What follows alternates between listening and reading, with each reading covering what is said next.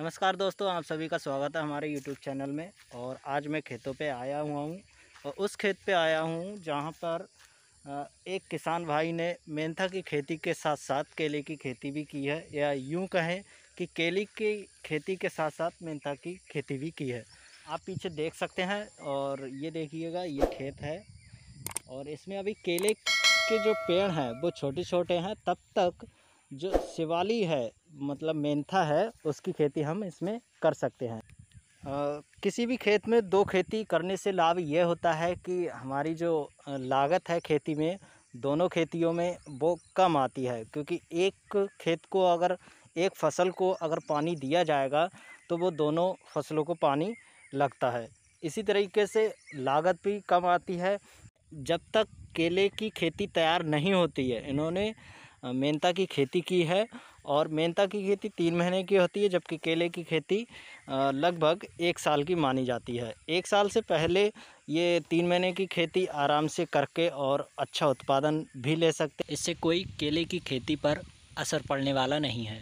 खुद देख सकते हैं कि केले की खेती के साथ साथ जो मेंथा की खेती है वो कितनी अच्छी हो चुकी है इस खेत में, और इसका कोई भी प्रभाव नहीं पड़ रहा है कि इसमें डबल खेती है तो हमारी जो खेती है वो अच्छी ना हो। इस ऐसा कोई चक्कर नहीं है इसमें, और अच्छे से देखभाल भी होती है इस खेत की। और देखते हैं लास्ट में इसमें जो मेंथा ऑयल है उसका उत्पादन हमें कितना मिलता है।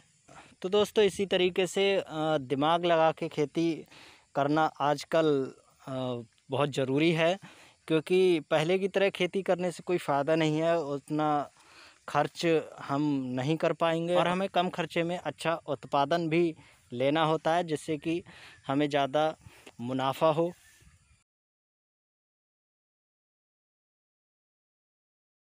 मेंथा की खेती के बाद हमारे क्षेत्र में ज़्यादातर धान लगाया जाता है, लेकिन हम इस खेत में, केले के खेत में धान नहीं लगा सकते, क्योंकि उसमें मिट्टी को काफ़ी ज़्यादा गीला करना पड़ता है और पानी भी ज़्यादा रहता है।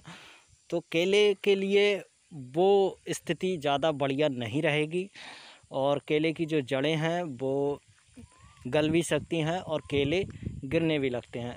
बल्कि हमें और उन दिनों में इन केले के पेड़ों को मिट्टी चढ़ाने की आवश्यकता होती है, जिससे कि केले का पेड़ स्वस्थ बना रहे और गिरे ना।